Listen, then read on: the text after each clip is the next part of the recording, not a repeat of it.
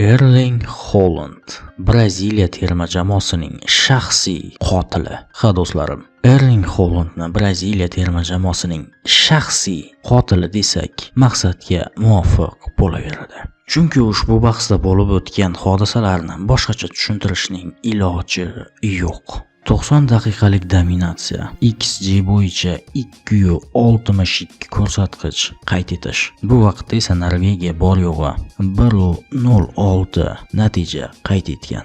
Albatta to'pni egallab turishda Norvegiya ustunlikka ega bo'lgan. Bu unchalik ham ahamiyatga ega emas. Zamonaviy futbolda o'zingiz juda ham yaxshi bilasiz, to'pni nazorat qilish unchalik ham katta ustunlik bermaydi.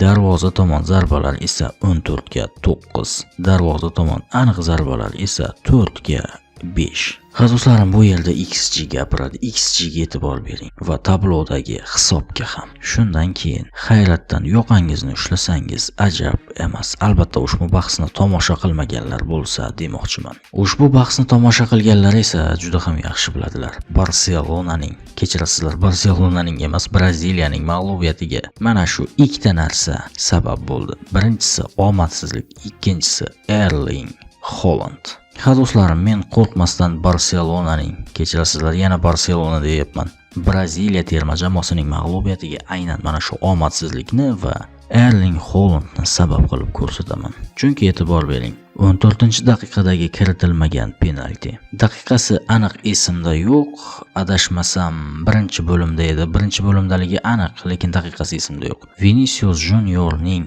Endrikni birga bir vaziyatga chiqarib yuborgan holati. Mana shunday vaziyatlardan foydalana olmagan Braziliya terma jamoasi albatta bu omadsiz terma jamoa deya hisoblanadi. Mana shunday imkoniyatlardan bechora Braziliya foydalana olmadi. Keyin esa o'yin yakunlanib qolay deganda Erling Haalandning bosh bilan kiritgan goli va ya'ni 79-daqiqadagi deyalik 80-daqiqadagi goli desak ham bo'laveradi. Oradan roppa-rosa 10 daqiqa o'tib esa Erling Haalandning olisroq masofadan kiritgan yana ikkinchi goli.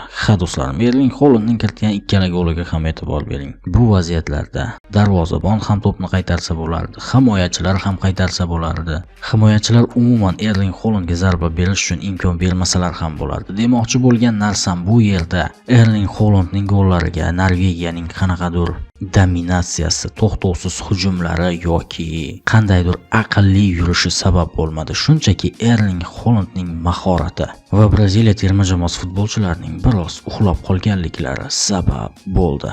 Do'stlarim, ushbu kechada omad Braziliyani emas, Norvegiyani tanladi. Xolos, bundan tashqari tarixiy natijalar ham qayd etildi ushbu bahsda. Braziliya penaltidan gol kirita olmaganidan keyin Braziliyaning rekordiga nuqta qo'yildi. Gap shundaki, Braziliya terma jamoasi 40 yildan beri penaltilarni golga aylantirib kelayotgan ekan. Bilmadim nima uchun mana shu vaziyatda penaltini Vinicius emas, Bruno tepishga qaror qildi. Ochig'i hayronman. Vinicius qayoqda-yu, bu Bruno deganlar qayoqda?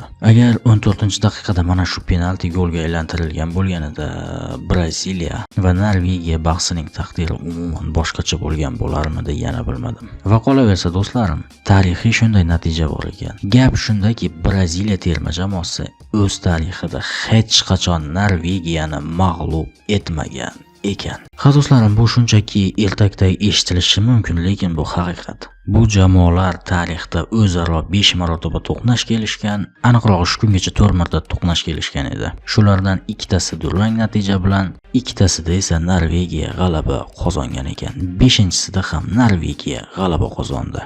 Do'stlarim, bu hayratlanarli, lekin bu haqiqat. Nima ham derdik do'stlarim, futbolda har doim kuchlilar g'alaba qozonavermaydi. Va menimcha terma jamoa Papa Carlo uchun emas. Papa Carlo menimcha Real Madridga qaytish haqida o'ylashni boshlasa ham bo'laveradi. Chunki Jose Mourinho uzog'i bilan 2 yil Real Madridda ishlasa kerak. Keyin mayli do'stlarim, boshqa mavzuga o'tmay qo'y qolaylik va bu mavzuga chuqurlashmaymiz. Demoqchi bo'lgan narsam do'stlarim, bechora Neymar futbolchilik faoliyatini jahon chempioni bo'lmasdan yakunlaydigan bo'ldi. Siz nima deb o'ylaysiz do'stlarim? Braziliya terma jamoasining mag'lubiyatiga nima sabab? O'z fikringizni kommentariyada yozib qoldiring. Men esa do'stlarim sizlar bilan xayrlashishdan oldin muhim bir ma'lumotni berib o'tmoqchiman. Bugun Portugaliya terma jamoasi Ispaniyaga qarshi maydonga chiqadi. Aynan mana shu bahs munosabati bilan do'stlarim har bittangizga 5 million so'mdan bonus pullari ajratdik. Ya'ni bu ma'lumot futbol bahslariga pul tikishni xush ko'ruvchilar uchun akalar. Ushbu videorolikning kommentariyasidagi manzil orqali o'tib Telegram kanaliga tashrif buyuring va o'sha yerda 5 million so'm bonus pulini qo'lga kiritishingiz mumkin bo'ladi. Yana bir muhim narsa akalar, bonus tariqasida berilgan ushbu 5 million so'm faqatgina Portugaliya, Ispaniya terma jamoalari o'rtasidagi bahsga tikishingiz uchun beriladi. Xolos, boshqa bahslarga tikish imkoniyati mavjud emas. Xullas, Telegram kanaliga obuna bo'lib qo'ying, qolgan ma'lumotlarni o'sha yerdan olasiz. Do'stlarim, futbolni seving va u bilan ishlashda davom eting. Omon bo'ling.